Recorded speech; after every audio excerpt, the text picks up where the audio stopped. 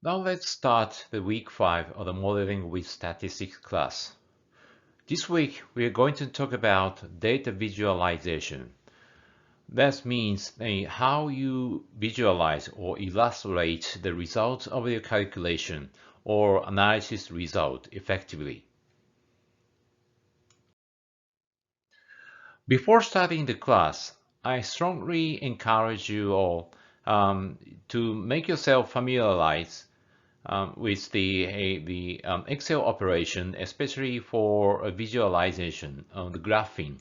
If you're not get familiarized with how to make a right graph or like bar chart or pie chart, whatever, you should learn how to do it. Even only for basic graphs. So I encourage you to look at this site so that you can learn quickly online.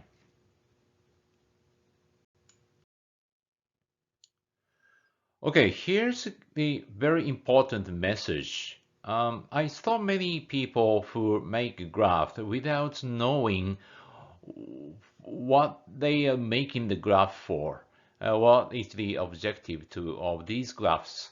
But you can start making a graph without those objectives or your goals. But in such case, after making a lot of graphs, you may say, hey, this is a result. You can see the trend or something like that. But from the audience viewpoint, this is not enough. This is not a message. This is not a conclusion. What the audience want to know from the graph or from the data is your conclusion. If you look at just the result or just a graph without any conclusion, that is not your goal.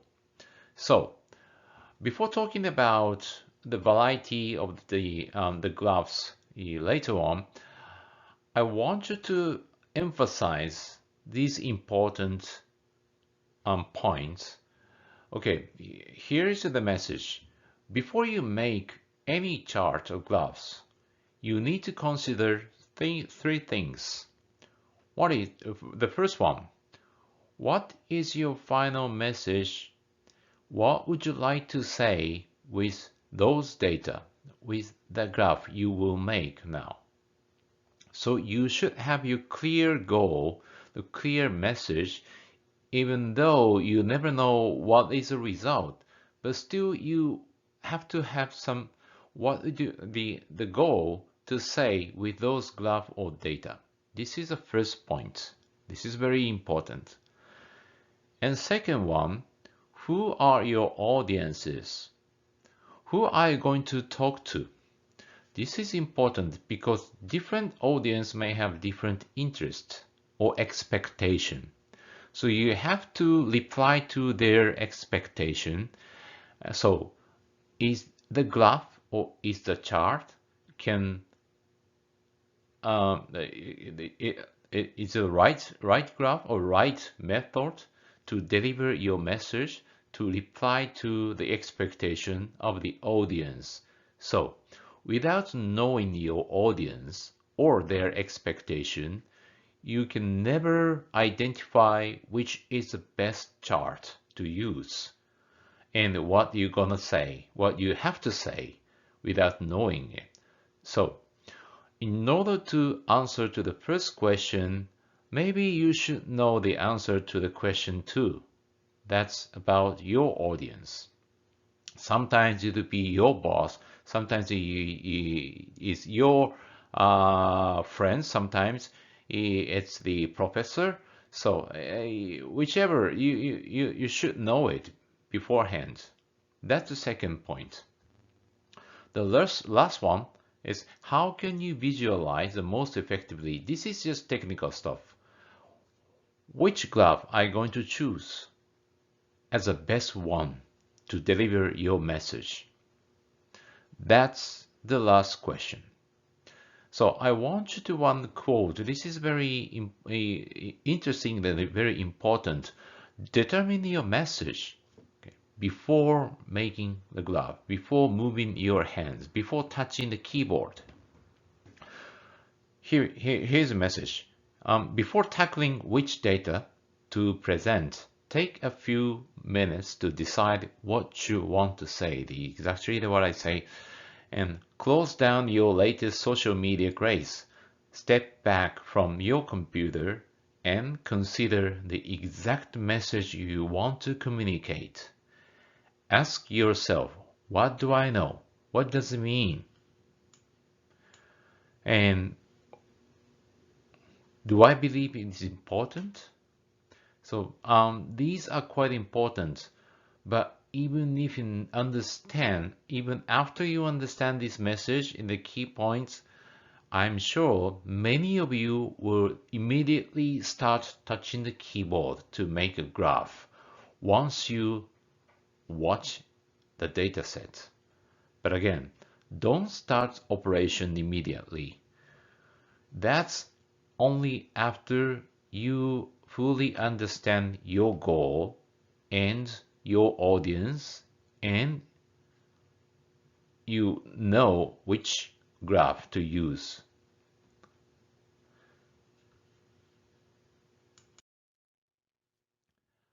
I'd like to share with you. There are a bunch of type of the charts in this world, but you can just focus on basic stuff. So these are types of graph in general. You can use for practical use. The first one is a bar chart, and this can show the magnitude or the value of the data, the number. So this is just a simple example. That's a sales result by product. Each bar shows how much each product was sold in 2018. So you can easily identify which product was sold the best, the most. That's product B, a D in this case. The worst one was product B because the bar is the lowest. And how about the next one? Line chart. This chart is mainly used to show the trend. This is time series, or you can say the trend from 2016 to 2019 by product. So as you can see from this chart, yes, the product A and product C went up. And so the only product C has, consistent upper trend. So product B is moving like this. That means product B has a wider distribution across each year. So you can see the trend. At the same time, you can see the distribution as well. The next one is pie chart. I guess you are already familiar with type of the chart, but this chart, pie chart, is mainly used to show a ratio.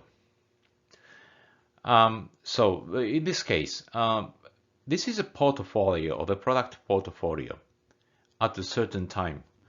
And this chart clearly shows the product A was at highest ratio of the sales, which was 58%. So this is, yes, it visually identify which is at the highest ratio and which is the lowest ratio. My suggestion is do not put these numbers, put the percentage without any order. As you can see, this is coincidentally this is the order of the product A through D, but the largest one 85, and next in 23 this is the second largest, and then 9%. This is the easier for the audience to identify which is the lowest, which is the highest. So please make sure you apply the right order when you make a graph. The next one is a bar chart again, but this bar chart shows a ratio. So you can use the pie chart, either pie chart or the bar chart, but for ratio. Here you can show the three areas, the ratio, the product portfolio, that's the ratio by product, and by area. In this case, you can see the product service portfolio. You have the four services, and you can see the result in Tokyo, Osaka, and Nagoya, and you can compare those three areas at the same time. So it is very convenient. If you use the pie chart on the left-hand side, you cannot easily compare these three areas, even if you have the pie chart for each Tokyo, Osaka, Nagoya, but you can put three pie charts, but this is a bit difficult to compare. So if you want to compare the ratio, I suggest you use bar chart rather than pie chart. And let's move on to the next one. We have two more. One is a scatter diagram. Here you have two axes. The vertical axis shows revenue, and the horizontal axis shows frequency of advertisement. As you can see, you can combine two ratios or two index in each axis, and you can see the relationship between the two, this axis and this axis. So the main difference from of the scatter diagram from other types of the graphs is the number of index or data set you use. For scatter diagram, you can use two data sets and combine them into each axis and to see the relationship of the two. So goal is not the same. And again, the histogram. This is what we discussed last week in the distribution session. Yes, here's the one way to visualize the distribution. And we watched a Gapminder website. And also this is one of them.